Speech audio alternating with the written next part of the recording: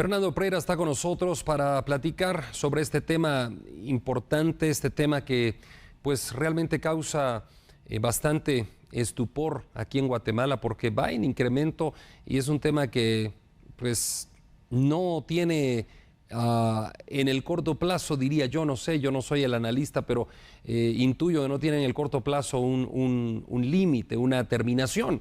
Me refiero a la extorsión que está en incremento y que guatemaltecos están siendo asediados por la extorsión. Fernando, ¿cómo estás? ¿Qué tal, estimado Andri? Muy buenas tardes, un placer saludarte como siempre, espero que estén muy bien todos en el estudio y por supuesto el cordial saludo para nuestros amigos y amigas televidentes que como toda tarde nos acompañan acá en TN23 en este análisis que vamos a compartir con todos y todas ellas. Más de 800 denuncias contra el delito de extorsión en los primeros 41 días. Solamente la gente que se atreve a denunciar. ¿Cuántos estarán en subregistro? Fernando, ¿qué opinión te merece esta cifra?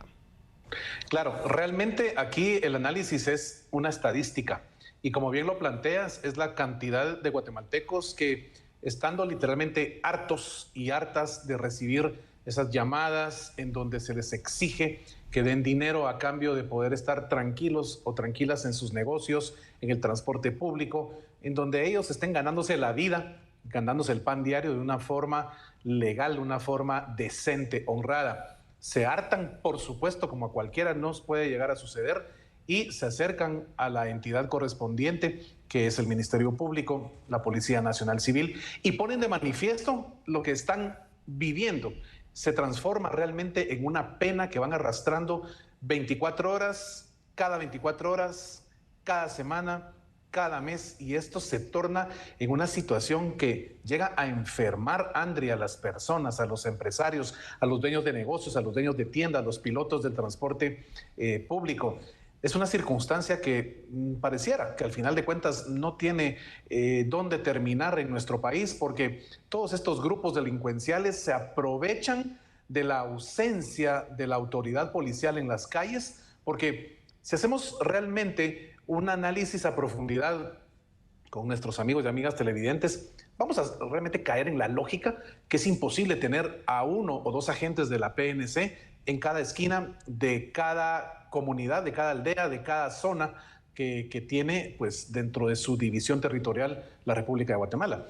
Y esa falta de policías es lo que hoy por hoy hace que todos estos grupos muy bien organizados, perfectamente esquematizados en su modus operandi, realizan las llamadas para cobrar esa extorsión o la temible visita de un pandillero o de un miembro de estas agrupaciones delictivas en donde le exigen a ese empresario que con mucho sudor, que con mucho esfuerzo está poniendo su negocio y trata de salir adelante, incluso posiblemente está generando fuentes de empleo, pero este asedio permanente se vuelve realmente en un espacio esclavizante y generador de estrés para estas personas.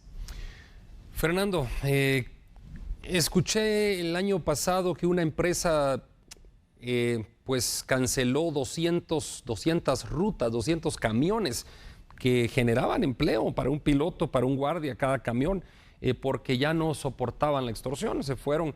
Imagínate, mucho empresario está asediado, está destinando entre el 10 y el 17% de su presupuesto para el pago de extorsiones, bueno, digo, no de extorsiones, perdón, para el pago de seguridad, ¿no? Bueno, entonces, ¿qué pueden hacer las autoridades para que esto no siga en incremento y que se nos vaya de las manos y que Guatemala algún día pues se quede sin generación de empleo? Realmente es una situación terrible que estamos atravesando en el país porque afecta la economía, por supuesto que afecta la certeza jurídica de todos los empresarios, esa fuerza empresarial que genera opciones de empleo, fuentes de empleo. Posiblemente es un generador de la alta carestía de muchos productos, Andri, porque como bien dijiste, los empresarios ahora para sacar un ruletero que pueda ir a entregar producto a todas las zonas, sean estas o no declaradas como zonas rojas, pues simple y sencillamente tiene que ir el piloto y tiene que ir un guardia de seguridad privado. Todos esos costos, ¿a quién se le trasladan? Obviamente al consumidor final. Y entonces no solo la economía está pues en ese espacio de tratar de ir hacia arriba, pujante como siempre en el país, con la gana de trabajar por parte de los guatemaltecos y guatemaltecas, sino que a esto le sumamos un costo, que es un costo fijo, que es el tema de la seguridad. ¿Por qué? Porque la extorsión está a la vuelta de la esquina. Hoy por hoy, si hay un espacio de una tienda de barrio, tenemos un almacén que vende ropa, tenemos alguna empresa que vende repuestos para vehículos, para camiones, etcétera. Tenemos una línea de transporte urbano o extraurbano que con mucho esfuerzo se mete a un crédito para comprar una flotilla de vehículos y prestarle un servicio a los habitantes de la comunidad en donde van ellos a tener sus rutas. Todo esto, además del esfuerzo que conlleva la inversión, se necesita sumarle ese tema de quién le va a prestar la seguridad a los pilotos, a los empleados, a los trabajadores en general. Entonces, estamos con una circunstancia muy complicada porque se traduce naturalmente en una afectación directa a los ingresos de los empresarios, a las ganas de querer realmente invertir el poco dinero que se logra obtener de un préstamo bancario con una cooperativa o bien de ahorros y decir, bueno, voy a empezar a hacer algo diferente para generar un poco de plata para mi familia.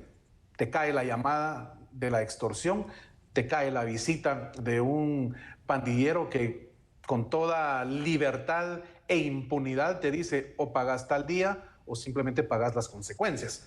Entonces, esto está sucediendo alrededor de los 22 departamentos de la República, Andri, y pareciera realmente no tener final. Las autoridades haciendo lo que pueden, naturalmente el organismo judicial tratando de aplicar la justicia contenida en el artículo 261 del Código Penal guatemalteco, que establece muy bien el mecanismo para identificar ese lucro injusto, porque así lo determina la ley.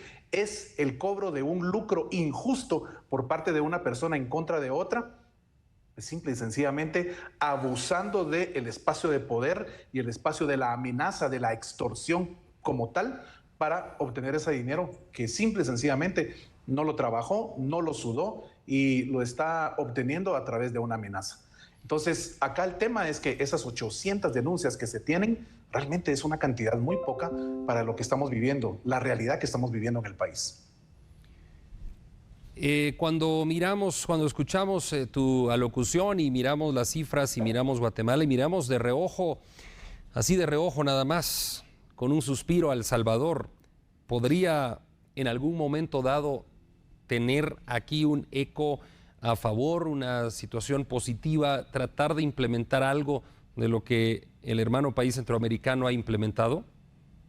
Creo que viendo los resultados en general de lo que está aconteciendo en nuestro hermano país, El Salvador, por supuesto, creo que la mayoría de guatemaltecos desde el lado como pueblo desearíamos una implementación de esa naturaleza, porque si yo hoy le pregunto a cualquier chapín, cualquier chapina que anda en la calle, ¿qué piensa usted de la situación en materia de la coacción que estamos viviendo por parte de las pandillas? Y la señal va a ser esta: estoy hasta acá de esa inseguridad con la que vivo en mi comunidad, no lo soporto más. Entonces, posiblemente hay que reestructurar algunos reglamentos y algunas leyes ordinarias de nuestro país para poder implementar esa persecución, como se ha manejado en El Salvador, de todos los miembros de estas pandillas. ¿Puede hacerse? Por supuesto.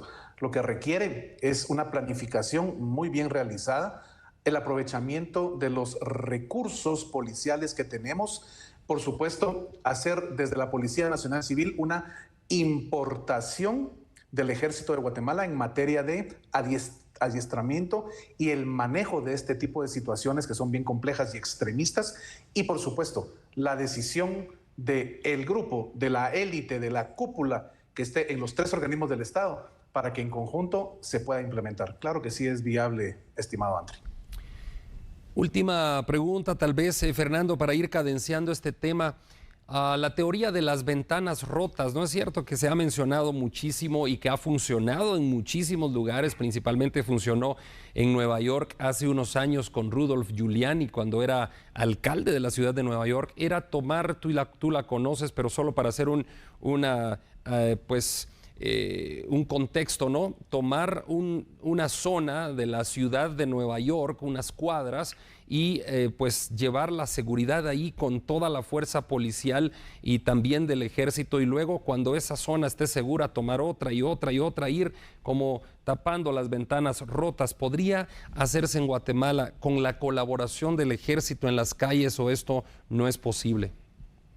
Bueno, tener al ejército en las calles de Guatemala hoy por hoy no es viable. ¿Por qué?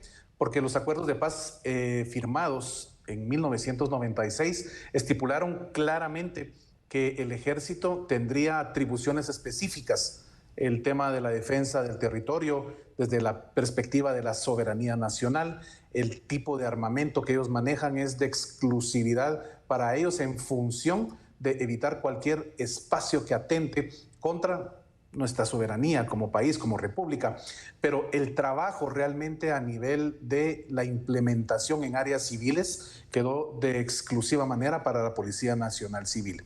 Ahora bien, con esto yo no estoy diciendo que no sea viable hacerlo en un corto o mediano plazo. Lo que se tiene que hacer es una reestructuración del contenido de los acuerdos en función que no afecte, uno, lo que nuestra Constitución pueda establecer. Pero, Andri, la Constitución es clara en cuanto a cuál es el objetivo primordial del Estado, y es alcanzar el bien común. Para alcanzar el bien común, definitivamente hay que hacer una serie de pasos, seguir una determinada cantidad de procedimientos para llegar a un objetivo que se trace. Si para ello es necesario poner de acuerdo a los 3 organismos del Estado para que generen los cambios dentro del ordenamiento jurídico interno guatemalteco, eso es viable.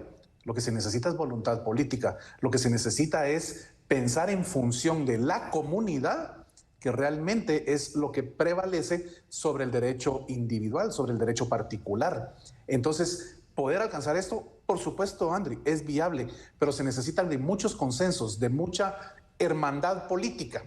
Ese es el secreto, para que al final de cuentas, logrando implementar un espacio muy bien planificado, podamos tener un resultado diferente para toda la comunidad guatemalteca. Bueno, muchas gracias, Fernando Prera, por este análisis y realmente la situación complicada en Guatemala. Gracias, Fernando. Feliz tarde para ti y continuamos con las noticias aquí en TN23.